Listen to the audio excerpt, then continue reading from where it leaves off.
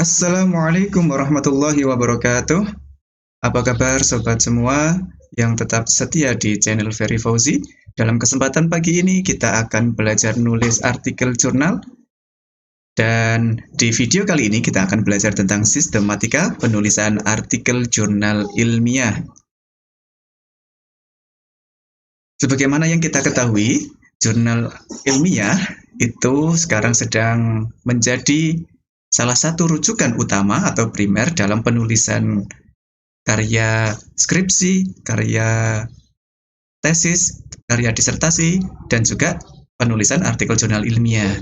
Jadi, keberadaan jurnal ilmiah itu dianggap lebih tinggi daripada penulisan buku yang bukan hasil penelitian.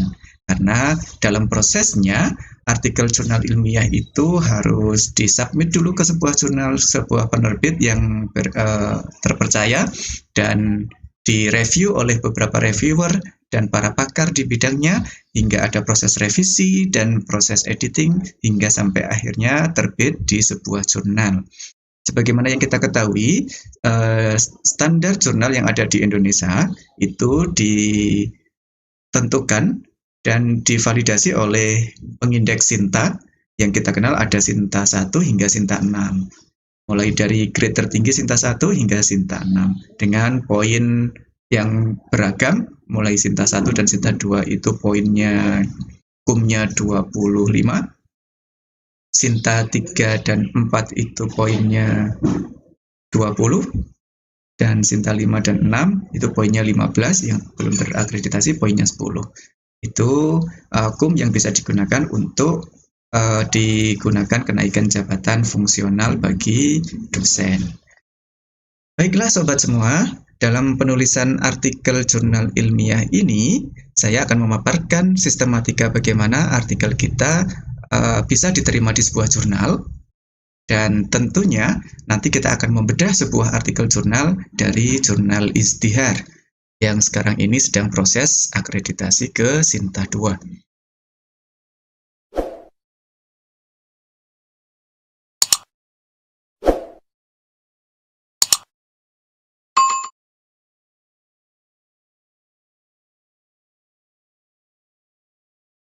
Baik sahabat semua, dalam menulis jurnal ilmiah, kita mengenal adanya sistem IMRAT. Apa itu IMRAT? Nah, di sini saya tambahkan ada T dan ada T di awal dan C di akhir. Kita akan mengetahui sistem IMRAT itu kita kenal huruf T itu adalah title. Jadi bagaimana kita merumuskan sebuah judul di jurnal ilmiah. Kemudian A di sini adalah abstract, I adalah introduction, M adalah method, R, ND, RAD, result and discussion, dan yang terakhir ada conclusion. Tentunya dalam menulis sub-sub tersebut ada poin-poin yang harus dipenuhi sehingga artikel jurnal kita akan diterima di sebuah pengindeks, di sebuah jurnal yang bereputasi. Nah, selanjutnya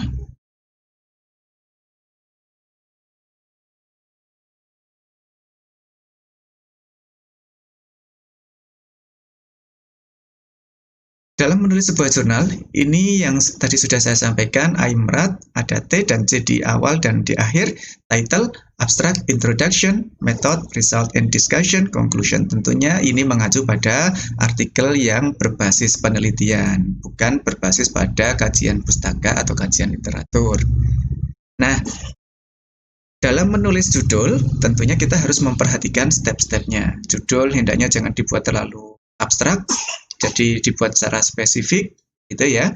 Dibuat secara spesifik, tidak mungkin kita meneliti kurikulum misalnya. Dalam hal kurikulum pembelajaran bahasa Arab, itu terlalu luas. Tentukan saja aspek apa yang mau diteliti dari kurikulum dan kurikulum berapa, seperti itu.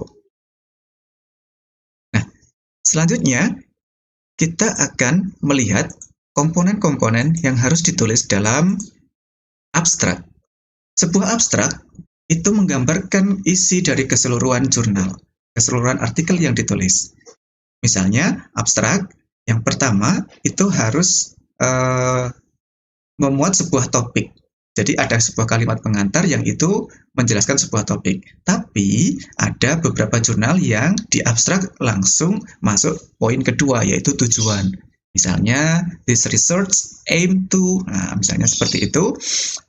Tapi ada juga sebuah kalimat pengantar, entah satu atau dua kalimat yang terkait dengan topik yang ditulis di sebuah artikel tersebut.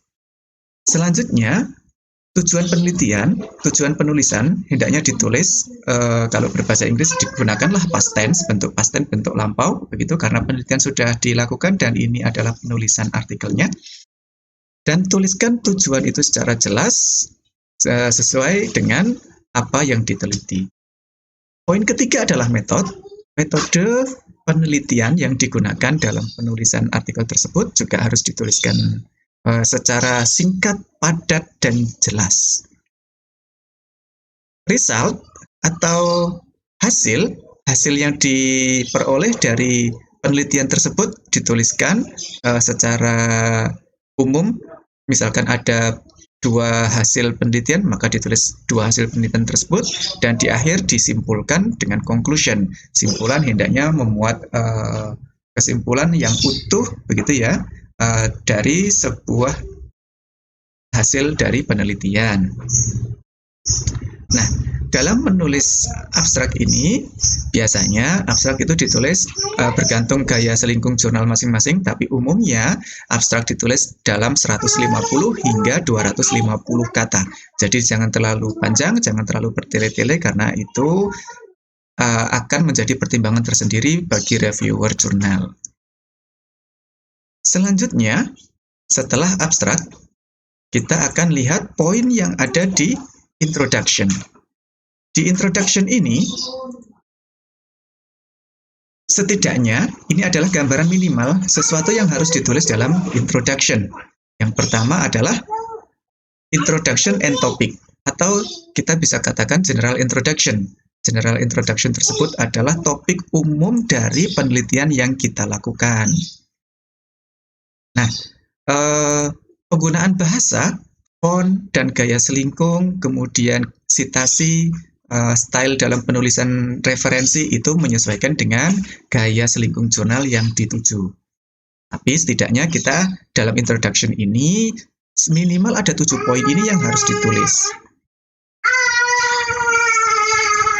Di poin introduction dan topik, apa yang harus ditulis? Yaitu adalah pengantar umum dari topik kajian. Penulis juga harus menjelaskan pentingnya topik tersebut. Pengenalan umum dan pentingnya topik mengacu pada beberapa sumber.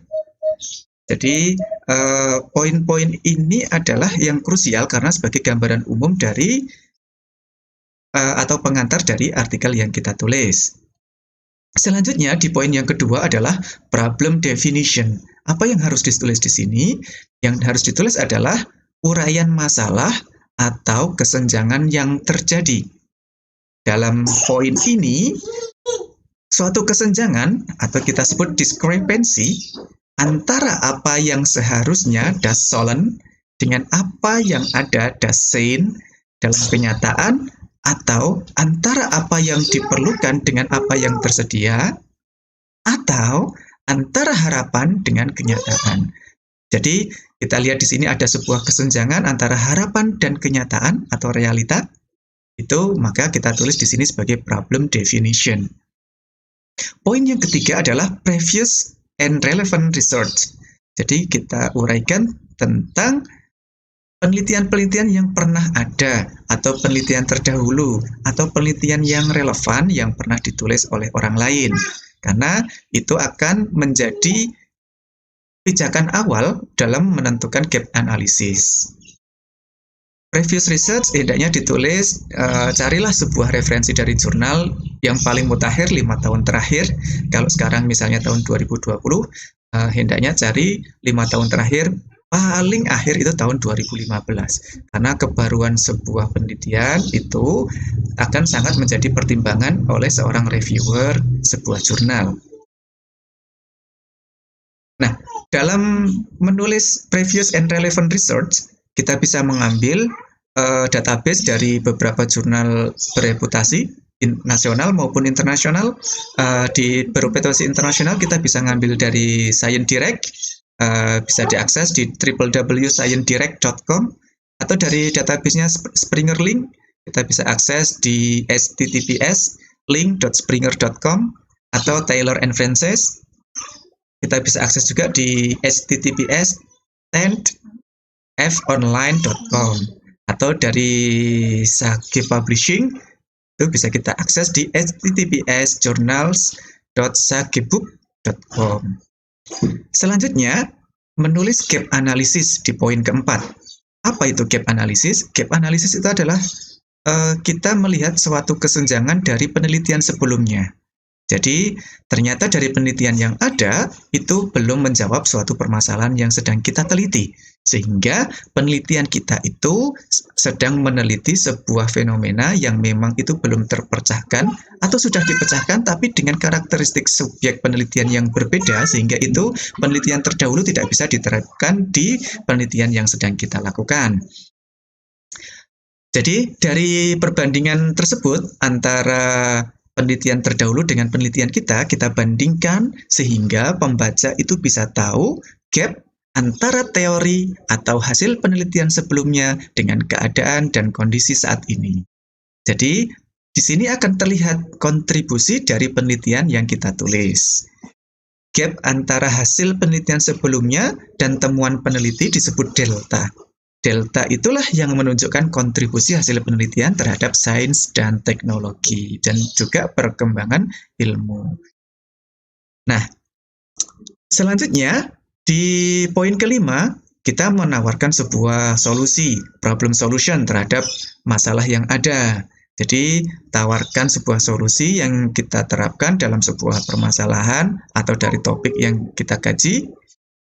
Dan selanjutnya, jangan lupa di bagian ke-6 kita tulis aims and objective, atau tujuan penulisan ini untuk apa, untuk meneliti apa, begitu ya, atau mengimplementasikan apa, atau untuk mengetahui apa.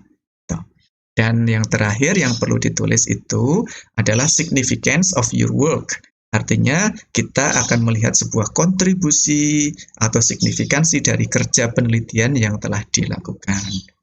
Baiklah sahabat semua yang masih setia di channel YouTube Ferry Fauzi. Selanjutnya setelah menulis introduction, kita akan mengetahui poin-poin yang harus ditulis dalam sebuah metode atau metode yang ada di artikel jurnal ilmiah. Dalam menulis metode, maka yang harus ditulis di situ adalah yang pertama tentunya experimental setup. Apa itu experimental setup? Experimental setup itu adalah setting-settingan yang kita lakukan atau hal-hal inti yang kita lakukan dalam sebuah penelitian. Misalnya penelitian kita jenisnya kuantitatif atau kualitatif atau mixed research.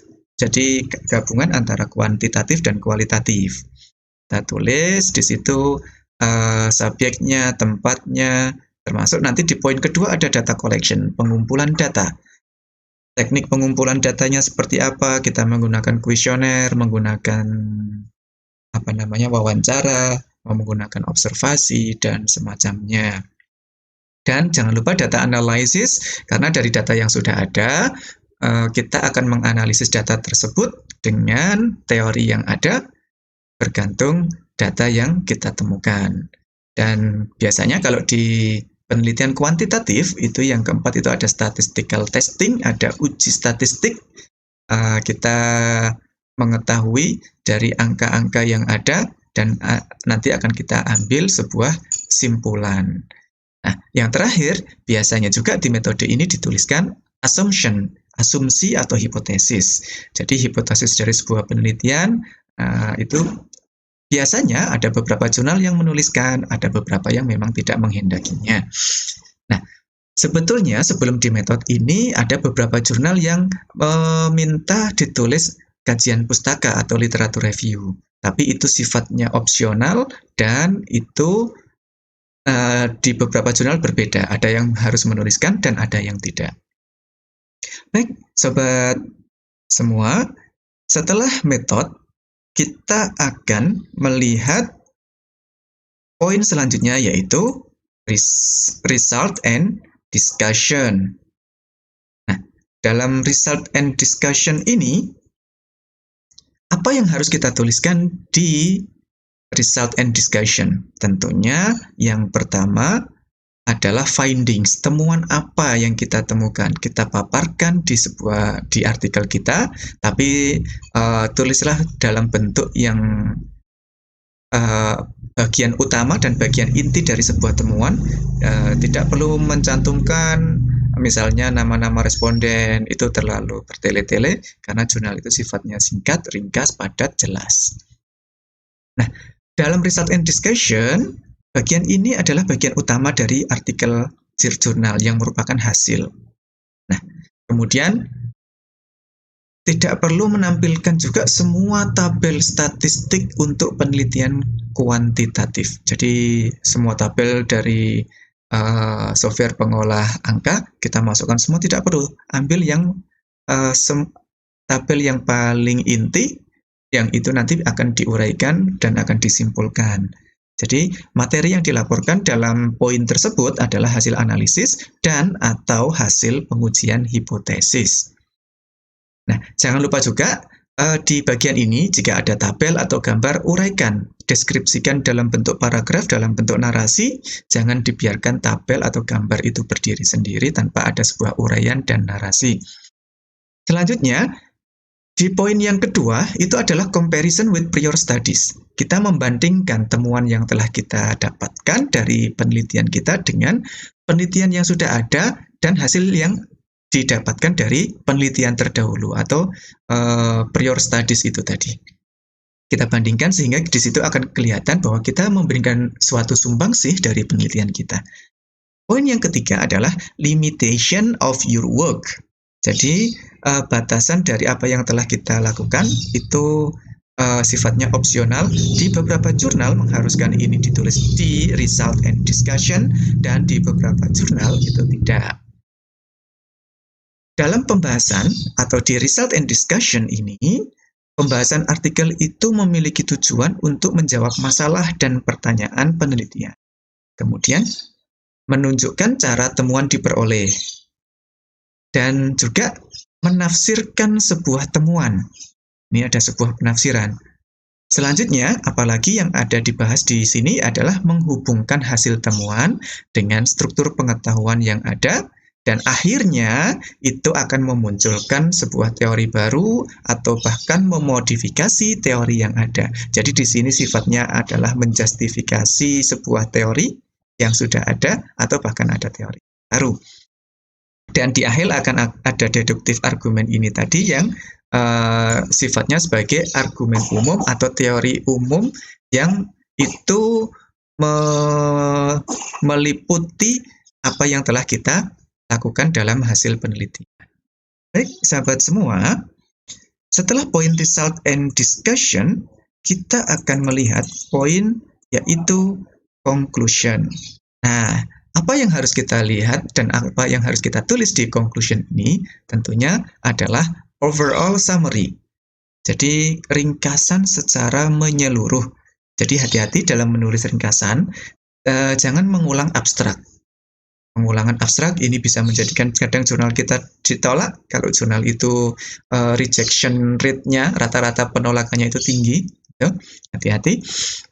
Jadi bagian ini di conclusion ini adalah ringkasan hasil dan pembahasan yang mengacu pada tujuan penelitian.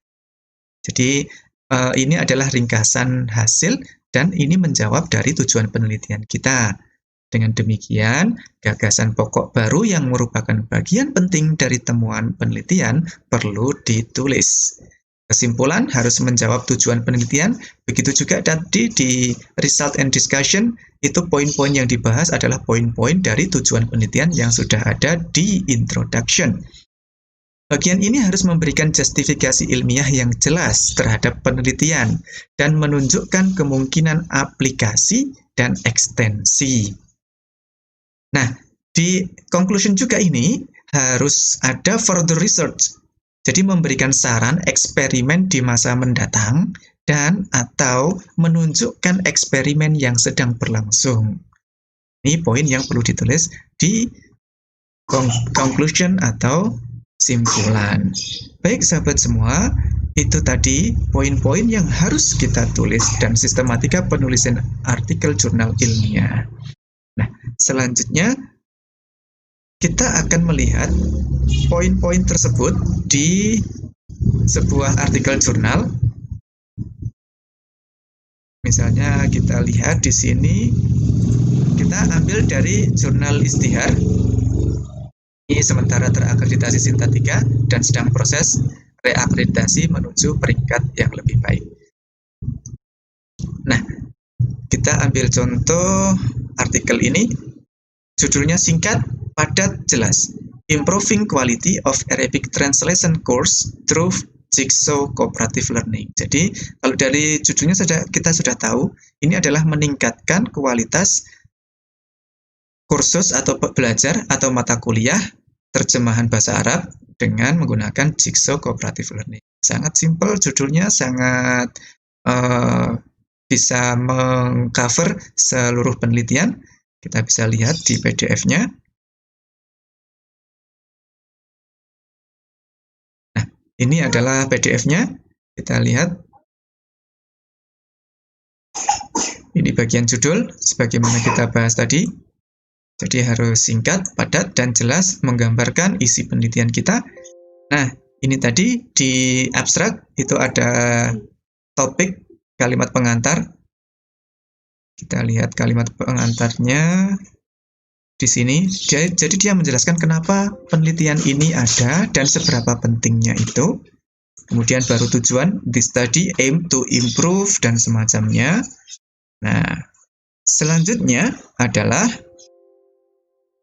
tujuannya ini sudah, kemudian ini dijelaskan metodenya. This Classroom Action Research atau CAR atau penelitian tindakan kelas, ini dilakukan berapa cycle, berapa siklus, kemudian subjeknya berapa, mata kuliahnya apa, di mana, dan semacamnya, sangat detail sekali. Dan hasilnya adalah ini. The result show, nah ini ada poin 1, poin 2, kemudian ada simpulan akhir satu kalimat. This model was effectively used for this course because student can translate longer text with relatively short time. Nah, selanjutnya di poin introduction, tadi sudah kita bahas, ada general introduction. Ini bisa kita tulis dalam bentuk 1 paragraf, 2 paragraf, atau sesuai kebutuhan, begitu ya. Kemudian ada problem definition, ada masalahnya. Masalahnya di sini adalah background of diverse student abilities and relatively short time become a fact. Dan semacamnya, ini ada masalah, permasalahan. Nah, kemudian di sini ditemukan permasalahan juga di mata kuliah terjemah Arab Indonesia. Ada masalah diuraikan di sini, apa yang terjadi, kesenjangan apa antara suatu harapan dan realita. Kemudian di sini menunjuk di beberapa referensi pendahuluan, begitu penelitian yang serupa. Tuh. Termasuk ini, there have been various method. Ada problem solution, ada banyak metode yang sebetulnya bisa digunakan untuk menyelesaikan masalah tersebut. Tapi mengapa kok yang dipilih itu jigsaw? Nah, ini sembari merujuk pada teori-teori dan penelitian yang ada. Ini kenapa jigsaw digunakan dan semacamnya. Tuh. Nah, ini gap analysis. As far as the research know, nah, sejauh yang peneliti ketahui, there was no previous research that has investigated Jigsaw Cooperative Learning applied to translation learning course. Jadi, sejauh ini belum ada Jigsaw yang diterapkan dalam mata kuliah terjemah Arab Indonesia. Tuh. Jadi, mencarinya ini dari mana? Kita cari dari jurnal-jurnal, atau bisa kita cari di Google Scholar, atau tadi link-link yang sudah saya bacakan, mulai dari Springer, kemudian Frances, dan Sakebub, dan lain-lain. Nah, di sini setelah mempelajari ini, posisi penelitian ini seperti apa, kontribusinya apa, ini kita uraikan di sini. Jangan lupa tadi sebelum ini kita tulis tujuan penulisan artikel. The study aim to improve dan semacamnya. Metode, eksperimental setup-nya, kemudian subjek, penelitian dan semacamnya, analisis datanya, siklusnya, dan semacamnya diuraikan di sini. Kemudian result and discussion ini menjawab dari pertanyaan-pertanyaan penelitian yang tadi sudah disampaikan di introduction. Nah, ini hasil temuannya, paparan datanya.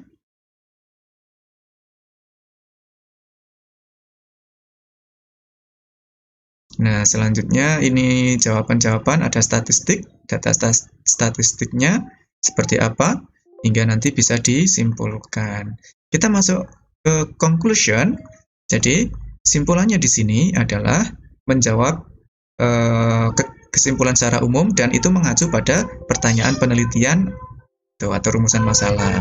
Dan jangan lupa juga menuliskan further research.